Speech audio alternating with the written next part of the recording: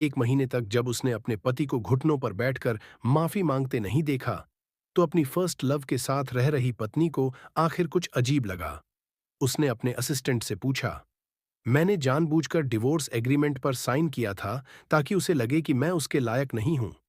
क्या उसने कोई ड्रामा नहीं किया? लेकिन असिस्टेंट खुद कंफ्यूज्ड था। उसने कहा, मैडम, मिस्टर गोयल से आपका डिवोर्स हुए 2 महीने हो चुके हैं। क्या आपको पता नहीं था? यह सुनकर सुमेधा को अचानक 3 महीने पहले की बात याद आई, जब उसने 99वीं बार अपने फर्स्ट लव के लिए मुझे डिवोर्स देने पर मजबूर किया था और मैंने हंसते हुए साइन कर दिया था। लेकिन इस बार वह थोड़ी कंफ्यूज्ड थी, क्योंकि उसे लगा था कि मैं पहले की तरह बस एक्टिंग कर रहा हूं। वह ब्लैंक फेस के साथ कमरे में वापस आई और कोल्ड वॉर जारी रखा। मुझे गुस्सा दिलाने के लिए वह अपनी बेटी आराध्या को सीधे अपने फर्स्ट लव के घर ले गई। लेकिन इस बार मैं बिल्कुल भी एंग्री नहीं हुआ। उल्टा मैं उस डिवोर्स एग्रीमेंट को लेकर सिविल कोर्ट चला गया।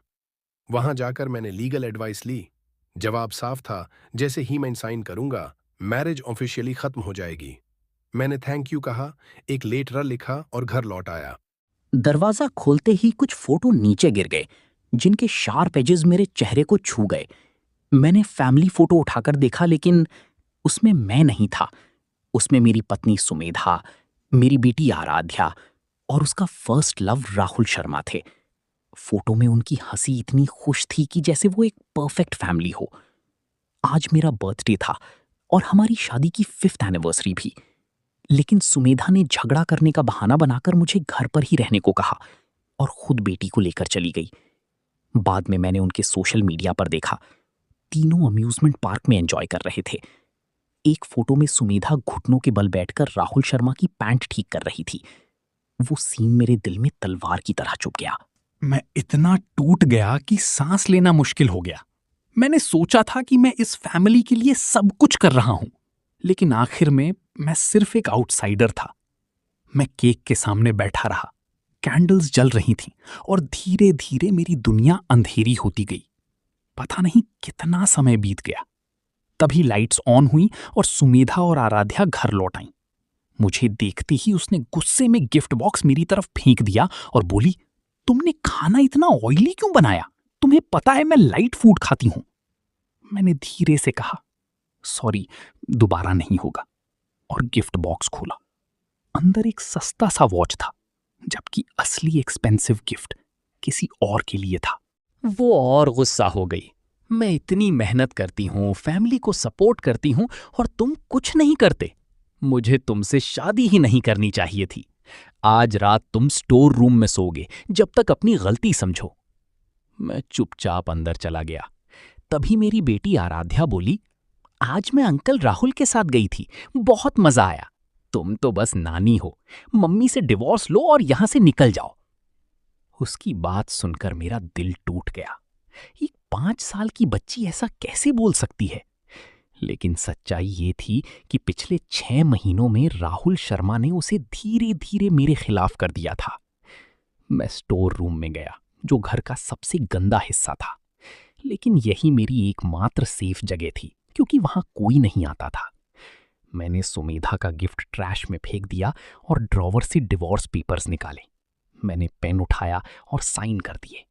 मैंने कुछ भी नहीं मांगा, ना पत्नी, ना बेटी, ना ये घर। 7 साल की मेरी सारी फीलिंग्स उसी पल खत्म हो गईं। मेरे अंदर एक अजीब सा रिलीफ आ गया। रात को जब मैं सोने जा रहा था, अचानक किसी ने मेरी कमर को छुआ। मैंने आंखें खोली, सुमेधा थी। उसकी आंखों में डिजायर था। पहले मैं हमेशा उसके करीब जाने की कोशिश करता था, लेकिन आज मेरे अंदर कुछ भी फील नहीं हुआ। मैंने उसका हाथ हटाया और आंखें बंद कर लीं। वो गुस्से से कांपने लगी। क्या तुम अभी भी उस बात से नाराज हो? मैंने एक्सप्लेन कर दिया है। Why can't you let it go? मैंने कोई जवाब नहीं दिया। वो गुस्से में चली गई और बोली, अगली बार मुझसे माफी मत मांगना। लेकिन इस बार सब कुछ अलग था। पहले मैं उसे मनाने के लिए कुछ भी कर देता था, लेकिन अब मेरे अंदर कोई इमोशन ही नहीं बचा था। अगली सुबह 7 साल में पहली बार मैंने उनके लिए ब्रेकफास्ट नहीं बनाया, बस अपने लिए कप चाय बनाई और चुपचाप बैठ गया। मैंने अपने फ्री टाइम को एंजॉय करना शुरू किया। फोन उठाकर देखा और सोचा कि आने वाले 29 दिन मैं अच्छे से बिताऊंगा। अब मैं अपनी वाइफ और डॉटर के लिए ना दुखी होना चाहता था, ना उनके लिए रोना चाहता था। तभी राहुल शर्मा के मोमेंट्स अपडेट हुए। उसने लिखा था, कभी मत भूलना कि डेंजर हमेशा होता है। जब भी मुझे जरूरत होगी मैं टाइम पर आ जाऊंगा। फोटो में किचन का बैकग्राउंड था जिसमें दलिया रखा था और उसे हार्ट शेप में पीस किया गया था। एक नजर में ही समझ आ गया कि वो दलिया बनाने वाली सुमेधा थी। उसने पैजामा पहने हुए थे और इसके लेफ्ट रिस्ट पर वही लाल तिल था जिसे मैं अच्छी तरह जानता था। शादी के बाद से ही सुमेधा को किचन से बहुत प्रॉब्लम थी। वो कभी मेरे लिए खाना नहीं बनाती थी, लेकिन आज वो अपने फर्स्ट लव के लिए दलिया बना रही थी। सच में कितना आयरॉनिक था। लेकिन इस बार मेरा दिल बिल्कुल ठंडा था। मैंने बस एक नजर डाली और फोन लॉक कर दिया। तभी पीछे से आवाज आई, मेरा ब्रेकफास्ट कहाँ है? आराध्या कमरे से बाहर आई। टेबल पर कुछ नहीं देखकर उसका चेहरा गुस्से से भर गया। वो चिल्लाई, मुझे भूख लगी है, जल्दी खाना बनाओ। मैंने मुड़कर उसकी तरफ देखा। मुझे साफ महसूस हुआ कि ये 5 साल की बच्ची भी अपनी मां की तरह अहंकारी हो चुकी थी। उन्होंने हमेशा मुझे एक हाउस हेल्प की तरह ट्रीट किया था। मैंने फ्रिज की तरफ इशारा किया और कहा, वहां है, खुद ले लो। आराध्या एक पल के लिए शॉक्ड रह गई, फिर गुस्से में बोली, तुम मेरे सर्वेंट हो। अगर तुमने खाना नहीं बनाया तो मैं मम्मी से तुम्हें पनिश करवाऊंगी। मैंने उसे शांत देखा। पहले मैं उसे समझाने की कोशिश करता था, लेकिन अब मेरे अंदर कोई उम्मीद नहीं बची थी। मैंने कहा, खाना खाना है तो अपने अंकल राहुल के पास जाओ। मेरा अच्छा मूड खराब हो चुका था। मैंने उसकी बातों को इग्नोर किया और कमरे में जाकर अपना सामान पैक करने लगा। मैंने डिसाइड किया कि मेरी जिंदगी से जुड़ी हर चीज को खत्म कर दूं। इन सालों में सुमेधा ने मुझे बहुत कम गिफ्ट्स दिए थे, लेकिन मैं हर छोटी चीज को भी ट्रेजर की तरह। वो पीछे पीछे आई और बोली, कल मैं थोड़ी अपसेट थी, ज्यादा मत सोचो, मैंने कुछ गलत नहीं किया। मैंने उसकी बातें सुनी भी नहीं। मैंने बैग उठाकर कूड़ेदान में फेंक दी। जोर से गिरने पर एक पुराना पपेट बाहर निकल आया। सुमेधा ने उसे पहचान लिया और बोली, इसका क्या मतलब है? मेरी खामोशी से उसे अजीब सा डर लगने लगा। मैं हल्का सा मुस्कुराया और कहा, ये चीजें खराब हो चुकी हैं, बैक्टीरिया पैदा करेंगी, तुम्हारी हेल्थ के लिए अच्छा नहीं है, इसलिए फेंक दिया। वो कंफ्यूज्ड थी, लेकिन ज्यादा नहीं सोचा और अंदर चली गई। मैं बाहर खड़ा रहा जब तक गार्बेज ट्रक आकर सब कुछ ले गया। मुझे यकीन हो गया कि अब वो चीजें कभी वापस नहीं आएंगी। फिर मैं भी अंदर चला गया। अंदर सुमेधा ने एक बॉक्स दलिया टेबल पर रखा और कैजुअली कहा, कल मैंने ओवर रिएक्ट किया, लेकिन तुम्हें राहुल को एम्बैरेस नहीं करना चाहिए था। ये दलिया मैंने तुम्हारे लिए बनाई है, इसे खाओ और उसे सॉरी बोलो।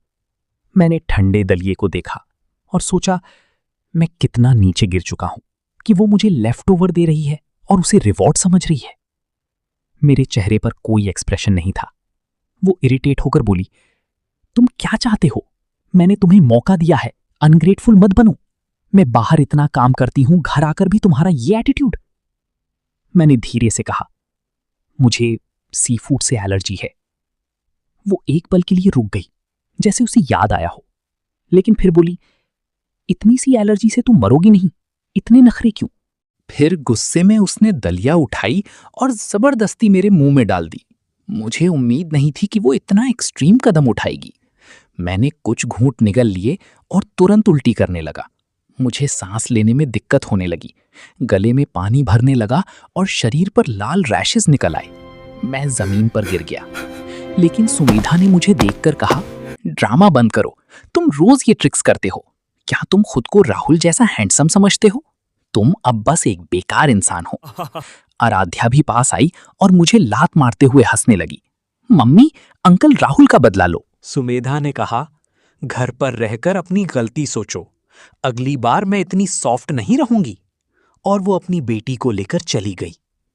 मैं सांस के लिए स्ट्रगल कर रहा था। अपनी आखिरी ताकत से मैंने खुद को संभालने की कोशिश की, लेकिन 10 मिनट बाद मैं बेहोश हो गया। जब मेरी आंख खुली, मैं हॉस्पिटल के वार्ड में था। डॉक्टर ने कहा कि मैं बच गया हूं, लेकिन सुमेधा का वो कोल्ड बिहेवियर याद आते ही दिल फिर भारी हो गया। मैं मरने के लिए वहीं पड़ा था और वो बिना देखे चली गई। अब सिर्फ 28 दिन बाकी थे। मैं पूरी तरह रिकवर होकर ऐसी जगह जाऊंगा जहां कोई टॉक्सिक औरत ना हो।